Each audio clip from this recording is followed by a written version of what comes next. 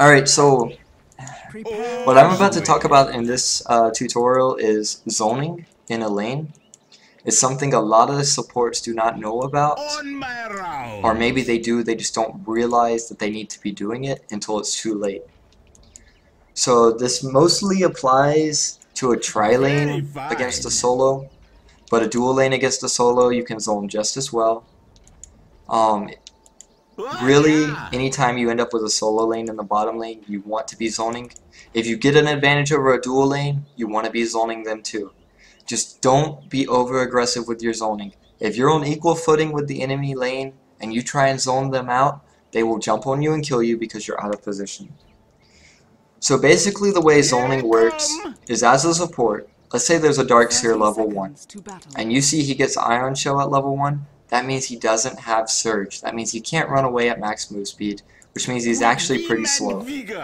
So your carry's down here farming. Darkseer wants to come stand right here in experience range. What do? You come from behind. Don't come through the creep wave. If you try and harass right here in the creep wave and auto attack him, the creeps are going to hit you, and it's also going to push the lane out because the creeps aren't hitting your creeps. You come from the side, you come over here behind him. He's right here, you start auto attacking him from back here.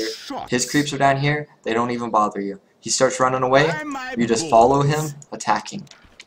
You just attack him the whole way back to tower. You don't have to kill him, you just make him go back to tower, and then you walk back down here.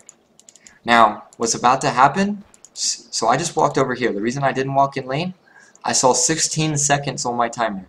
At 16 and 46, those are your warning times to get out of lane when you're up here, because the enemy creep wave's coming through.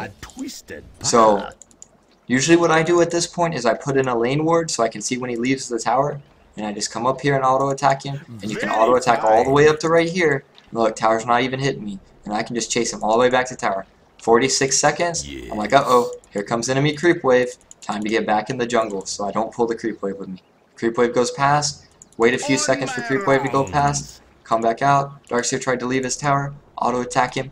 If Darkseer stays level 1, his Ion Shell does not hurt anybody.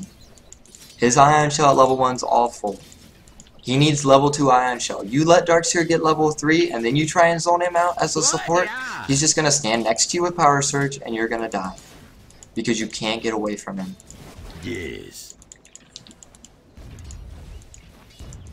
So, I'm talking about zoning right here, and the most important thing to look at with zoning, you kind of want to stay, so let's say you're a dual lane against their solo, you want to stay in experience range, so right around here, you know, so you're getting experience while your carry's farming, and if you have this lane ward up right here, and you see him move, then you leave and harass him back to tower. All you're looking for as a support, you're not looking to stay the same level as your carry, you're looking to stay at least the same level as their solo lane or a level above him. In a perfect world as a support, you will be a level above their solo. That means you are zoning him correctly. So if I'm level 3 right now, he might be level 1 still because he can't leave his tower, or he might be level 2. At this point, your Darkseer should get so pissed off that he just straight up leaves the lane and goes to the jungle up here. And if he does that, you just won bottom lane. Because you know what you can do now? You say, okay, my carry's all along, there's no one down here, I'm Witch Doctor, where's Witch Doctor going? Witch Doctor's roaming mid. He doesn't need to support his carry in the bottom lane anymore. Anime just free farming down there, he doesn't need me. So you roam mid, you're level 3, you got level 2 Maledict, you're like, hey mid, I'm coming in for a gank. You see like a Night Stalker dive on Invoker right here, you come in and stun him, drop your Maledict, boom. Night Stalker just died to the Invoker, Invoker's now got a level advantage. So you just won 2 lanes, just because you zoned properly and made the Darkseer leave the lane. If you've got somebody like a Beastmaster and you keep him level 1, you gotta be careful. He's gonna start stacking Ancients and farming that with his axes. You need to be aware of that. They pick Beastmaster and they offlane him, drop a ward up here. You just walk up here, drop a ward, and get back out. That stops him from stacking and that ruins his experience. You let him sit there and stack and pull, he's going to be level 8 really fast, he's going to have some really good items. Because all he needs is a soul ring and he can stack and pull all day. If you have somebody like a Tide Hunter, and you keep him level 1, and your carry gets level 3, You can straight up leave the lane even if Tidehunter doesn't, because your carry can 1v1 Tidehunter. Tidehunter comes in lane, and you got like an Anti-Mage like I was saying. Anti-Mage can just sit there and beat on the Tidehunter, and Tidehunter has to leave or he's gonna die.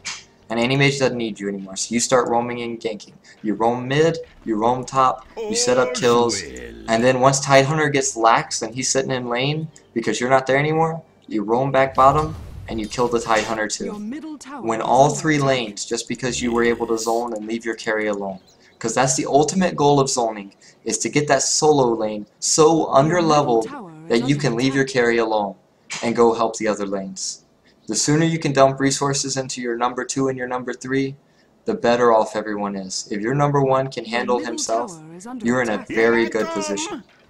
And there's some games where you're just going to have such a tough lane, you can't leave your carry for a long time. And that's okay. You stay with him and make him get farmed. But as soon as you get it where you can leave your carry solo, you pick up a TP and you roam. And the reason I say pick up a TP and roam is because if anybody jumps your carry, you need to be right back down here ready to help him. So that he's feeling safe. You gotta keep those wards up around him, you gotta keep TP on you, and you get those boots as soon as possible. Just roam and gank. And that's pretty much all there is to zoning, you know? It's just, I mean, really all it is just walking around behind the trees and auto-attacking. You just auto-attack them and follow them right back to tower. If they're sitting at tower, they're not getting any experience all game.